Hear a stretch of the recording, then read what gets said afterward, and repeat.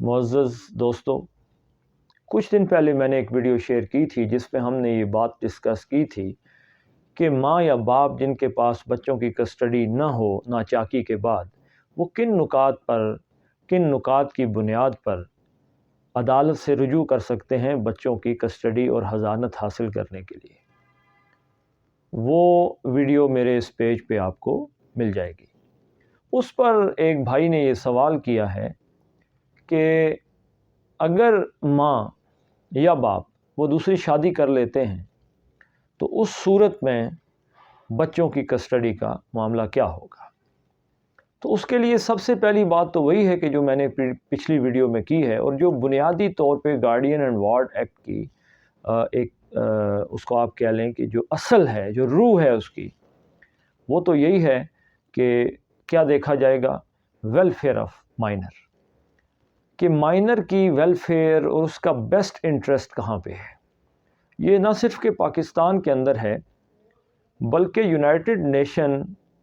کا جو convention of rights of children ہے اس کے اندر بھی یہ 1989 میں آیا تھا، اور اس کی جو آرٹیکل 3 ہے اس میں اس بات پہ زور دیا گیا ہے کہ جو چلڈرن ہیں، جو بچے ہیں،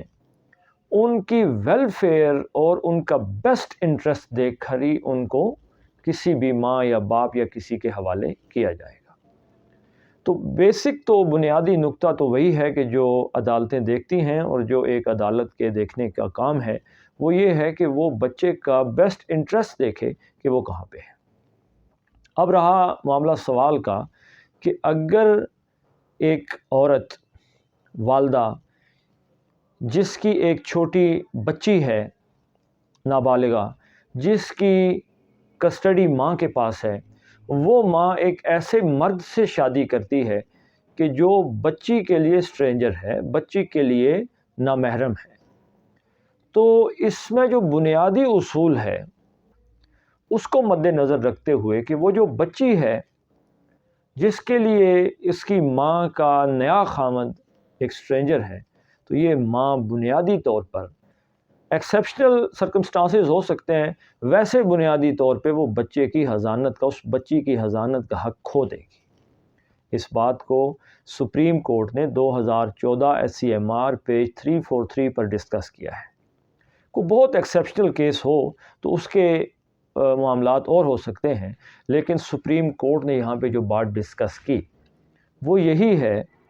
کہ ایک ماں جب بچی کے نامحرم سے پروہیبٹڈ ڈگری سے شادی کرے گی، جو نہیں ہے اس کی پروہیبٹڈ ڈگری میں،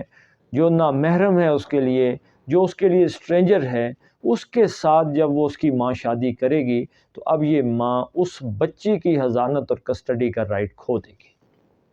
اب یہ بچی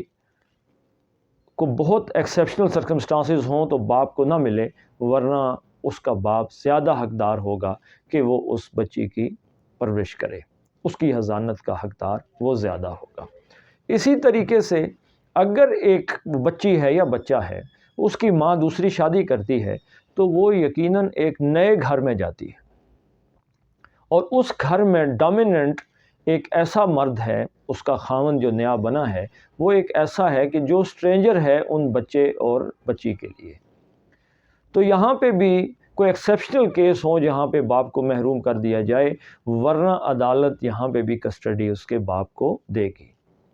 پھر وہی بات میں دوبارہ آخر میں کہوں گا کہ بنیادی طور پہ جو سیکشن 17 ہے گارڈین اینڈ وارڈ ایکٹ کی، اس کا جو بیسک تھیم ہے وہ کیا ہے کہ عدالت کسی بھی طریقے سے آپ اس کو کیس کو ڈیل کر لیں، آخر میں جس بات پہ جو کرکس ہے اس کا، جو اس کا نتیجہ ہے، اس کا مغز ہے، جو لب لباب ہے ساری بات کا، کہ عدالت یہ دیکھے گی کہ اس بچے کی یا بچی کی ویلفیئر اس کے ماں باپ کے پاس جانے میں ہے، ماں کے پاس جانے میں ہے یا باپ کے پاس جانے میں ہے۔ باپ کی دوسری شادی کے بعد بھی ایسی صورتحال پیدا ہو سکتی ہے کہ وہ بچہ باپ کے پاس ہی رہے، ماں کی دوسری شادی کے بعد بھی ایسی صورتحال پیدا ہو سکتی ہے، لیکن اگر وہ بیٹی ہے اور جو اس کی ماں کا نیا خاوند ہے وہ اس کے لیے ایک اسٹرینجر ہے، تو پھر زیادہ حق باپ کا۔ سپریم کورٹ کے فیصلے इसी बात की तरफ हमारी रहनुमाई करते हैं। तो मैं आपके सवालों को वेलकम करता हूँ। आप मुझसे मेरे फ़ोन नंबर पे भी, व्हाट्सएप पे भी सवाल पूछ सकते हैं, और मेरे इस पेज पर भी आप मुझसे सवाल पूछ सकते हैं। इंशाअल्लाह आपके सवालों का जवाब कानून के नुक्ते नज़र से सुप्रीम कोर्ट और हाई कोर्ट के फ़ैसलों के मुताबिक आपको पेश किया जाएगा। अस्सलामु अलैकुम व